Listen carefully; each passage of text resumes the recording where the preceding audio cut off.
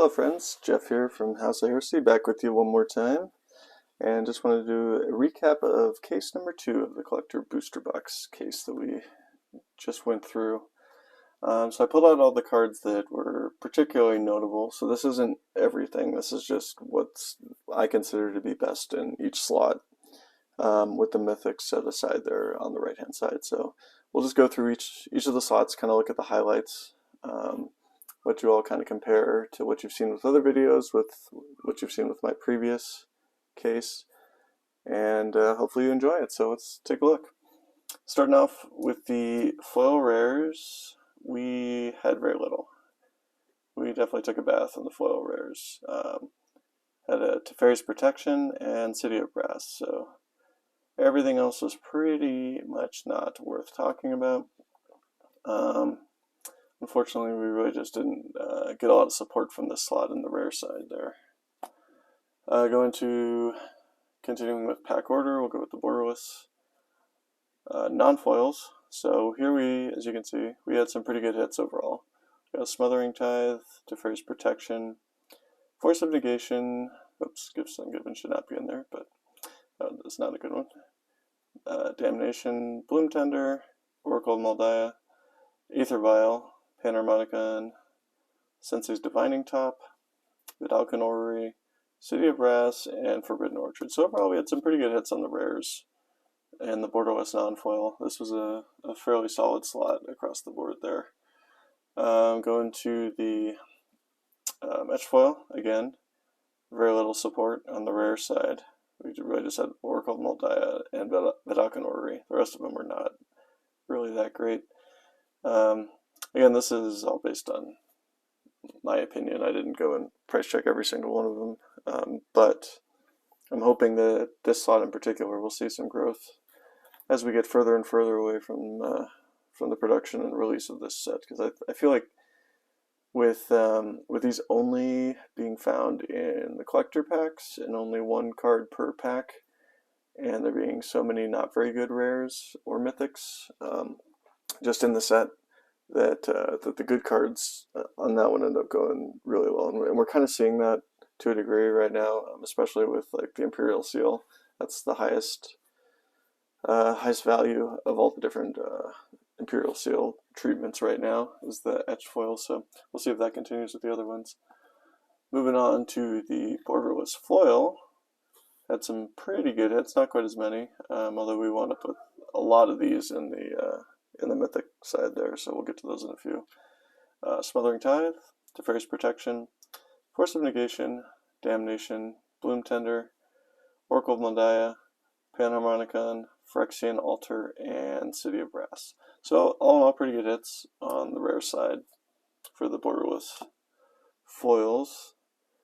And let's go ahead and get to the mythics, where the meat of this case actually ended up lying. We ended up with 26 total, counting the texture, so that's a little bit higher than the first case. And I feel like the quality of the mythics in this case was considerably better. So we'll go through them real quick, and then we'll take a look at some of the highlights there.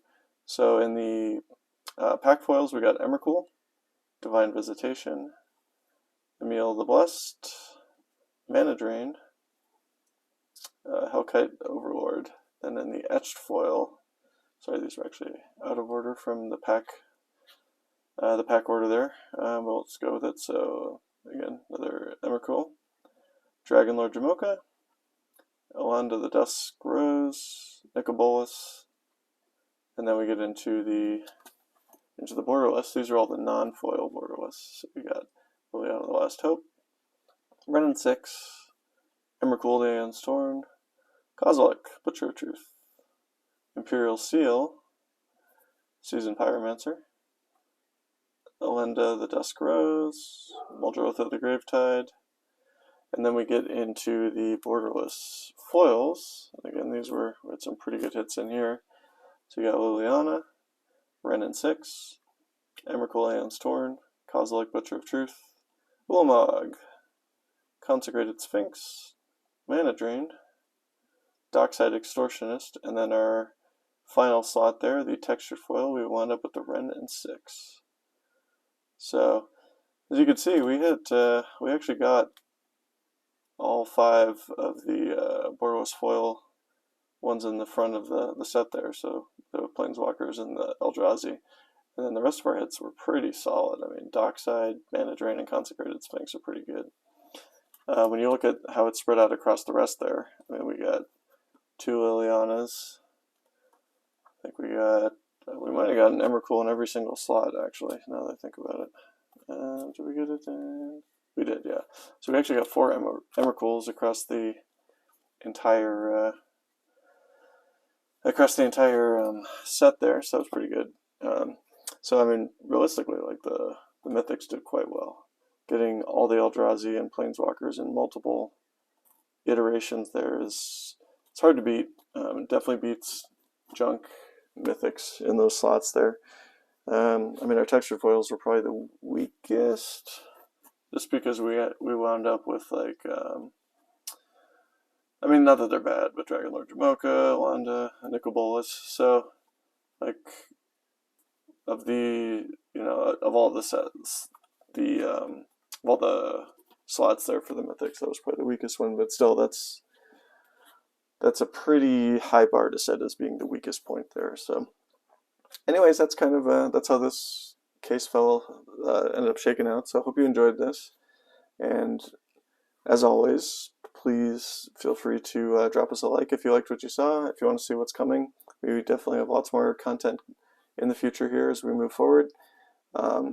Please give us a subscribe, and by all means, throw some comments down there. We'd love to hear what you have to say. So, hope you have a great day, and we'll see you in the next video.